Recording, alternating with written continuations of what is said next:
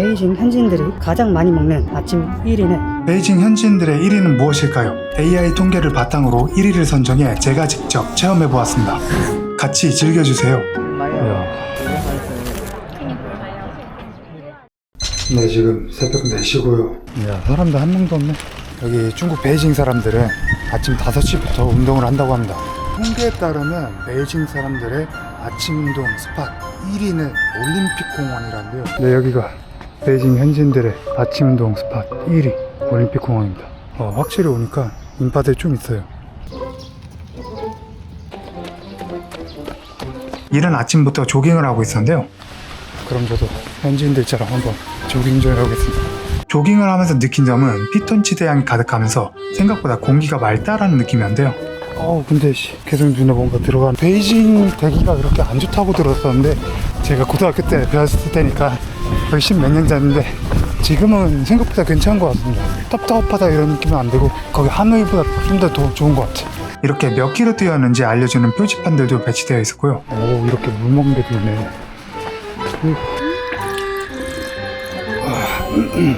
가는 중간중간마다 화장실이 있습니다. 화장실도 나름 깨끗했습니다. 아무튼 상쾌한 피톤치드를 맡으며 5km 정도를 달려보았더니 확실히 아침 운동은 나한테 안 맞아. 네, 돌아왔습니다. 와, 사람 진짜 많네요. 1위 맞습니다. 1위.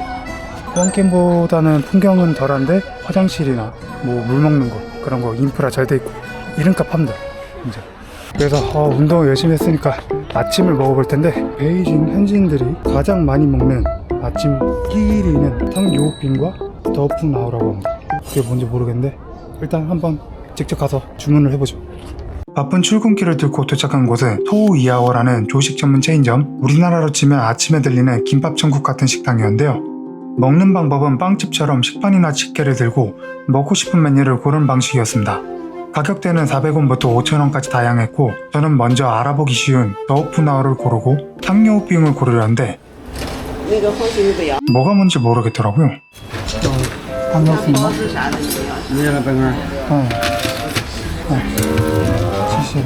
아무튼 메뉴를 다 고른 다음 알리페이로 선불 결제하면 이 차는 이제 제 겁니다. 이건 더푸나오라고 해서 순두부에 소스를 부어 먹는 요리였는데요. 소스가 뭐지? 생각보다 간이 안 셉니다. 그래서 아침으로 괜찮아.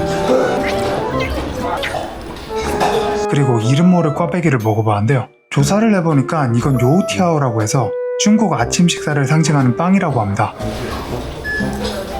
맛은 덜 달고 바삭한 꽈배기 맛이었는데요. 배불러. 와, 양 엄청 많다. 저기 1,600원. 할위양. 아침은 무조건 저기에서 먹어야겠는데요? 가성비예요 진짜.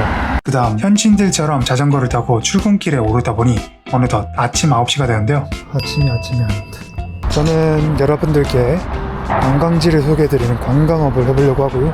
베이징 현지인들이 가장 많이 선호하는 무료 관광지 1위는 798 예술구라고 합니다. 역시 어딘지 모르고요. 사실 현지인들이 더 많이 찾는 무료 관광지는 천안문 광장이나 올림픽 공원이라고 합니다. 근데 올림픽 공원은 아침에 갔었고 천안문 광장은 너무 뻔했기 때문에 좀 더 신박한 무료 관광지로 가봤는데요. 뭔가 여긴 것 같은데요. 여기 798이라고 써져있고 아트 뭐라 써져있는데 맞는 것 같다. 근데 관광객이 없습니다. 관광지 같은 느낌이 아니고 뭔가 회사 들어가는 느낌이어가지고 일단은 잠입 성공. 이곳이 바로 베이징을 대표하는 예술관광지 1위 798 예술구였는데요. 폐허한 군수공장을 개조해서 만든 중국 최대 규모의 현대예술거리라고 합니다. 그래서 이렇게 군수공장들의 흔적들을 볼 수 있었고요. 잘 돼 있다. 일단 둘러보기에 앞서 커피 한 잔을 들고 지적인 이미지를 한번 만들어 봐야겠습니다. 커피 한 잔에 여유하는 분과 기분의 인간 남자. 베이징 사람들이 가장 많이 먹는다는 1위 커피 코코넛 라떼라고 합니다.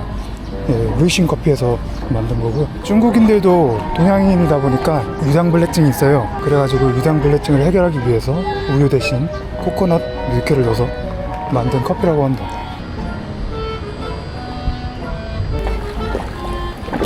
맛은 그냥 커피라기보다는 코코넛 밀크 향이 엄청 납니다. 그냥 코코넛 밀크의 커피 향을 가미한 그런 느낌이에요. 근데 이거 고소하고 맛있다. 제가 커피를 진짜 안 좋아하는데 이거는 찾아 먹으면 한데 커피 맛도 거의 안 나고. 나홀로 코코넛 커피를 마시면서 798 예술구를 둘러봤는데요. 인스타 사진 찍기 좋은 조형들이 많았고 꼼꼼히 둘러보려면 7km 정도를 걸어야 할 정도로 규모도 나름 넓었습니다. 근데 여긴 확실히 혼자 올 곳은 아니더라고요. 총평을 하자면 네, 혼자 오지 마세요. 여기 무조건 커플이랑 와야 된다. 네, 그래서 이제 점심시간입니다. 베이징 현지인들의 점심 1위는 바이마판이라고 해요. 근데 덮밥 그런 거 같은데 네, 그거 한번 먹어볼게요. 여긴가 봅니다. 맛집은 아니고 그냥 백화점 내 식당이었는데요. 이게 중국식 덮밥 가이판이었는데 저는 라자오샤오 러우라는 우리나라 제육덮밥과 매우 비슷한 걸로 한번 시켜봤습니다. 밥건 고기반이 청열이 아니에요. 딱 봐도 매워 보이긴 한데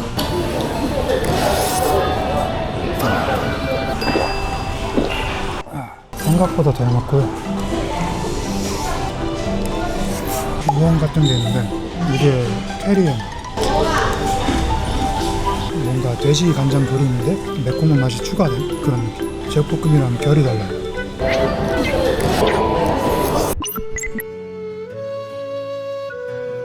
근데 너무 자극적이야. 오, 짜고 매워. 확실히 제육볶음이 더 맛있습니다. 오, 든든하게 잘 먹었고 이제 베이징 현지인들이 많이 찾는 유료관광지 1위를 가보려고 하는데 어우, 비가 오냐.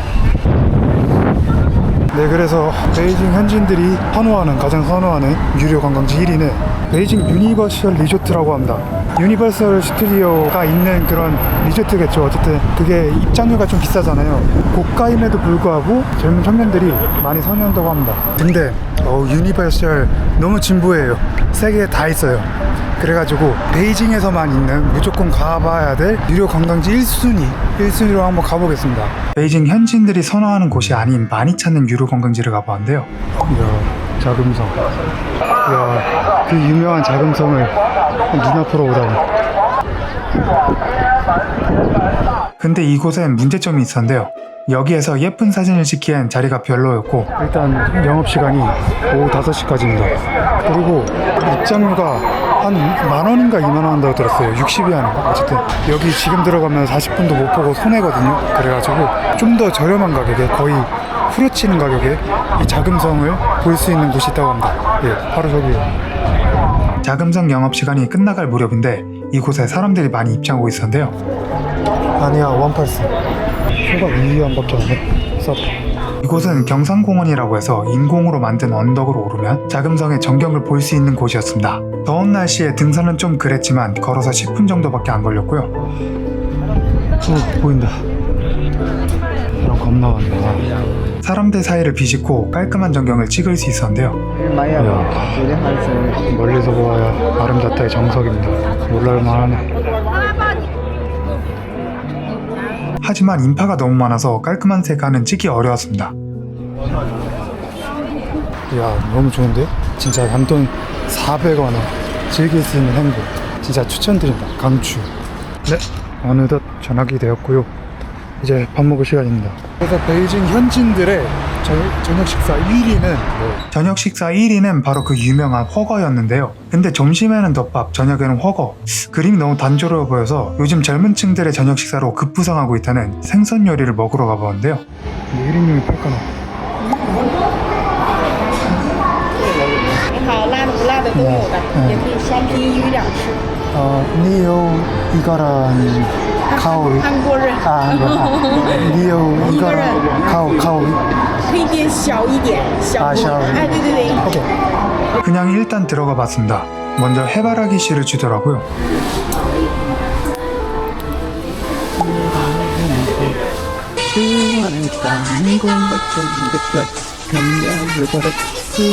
중국 해바라기 씨는 처음 먹어보는데 왜 먹는지는 모르겠더라고요. 그 다음 식전 맥주가 나왔는데요. 진통약 좀 처음 먹어보니까 찐따고 먹었거든요.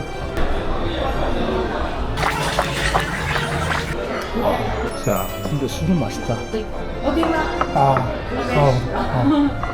그리고 대망의 요리가 나왔습니다. 이건 카오이라는 중국식 생선찜이었는데 원래 마라 맛이 기본 맛이거든요. 근데 저는 맵찔이어가지고 토마토 맛으로 주문해봤습니다.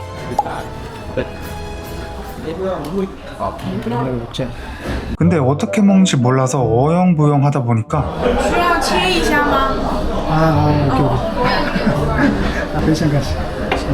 직원 누님이 생선 한 마리를 먹기 좋게 일일이 분해주시고 이렇게 퍼주시기까지 엄청 서비스가 좋더라고요.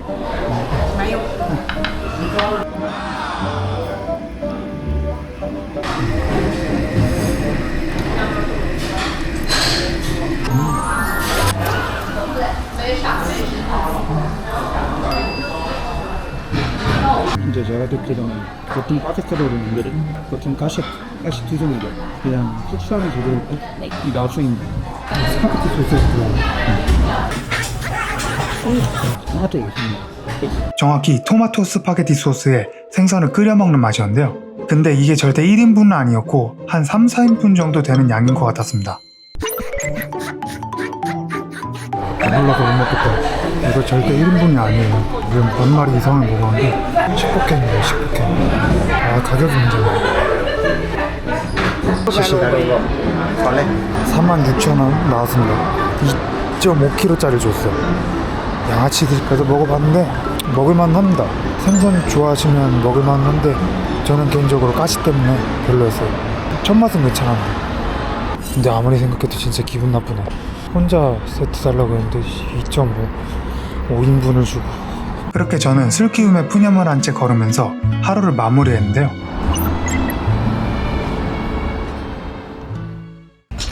왜 이렇게 밝아? 네, 지금 아침이고요. 탕료빙을 먹어보려고 합니다. 저번에 못 먹었어. 이게 베이징 전통 아침 식사 1위 탕료빙이었고요. 그 옆에 있는 건 더우즈라는 두유 비슷한 콩국물이었는데요. 두유를 한 달 정도 방치하면 이런 맛일 것 같을 정도로 산미가 강력했고요.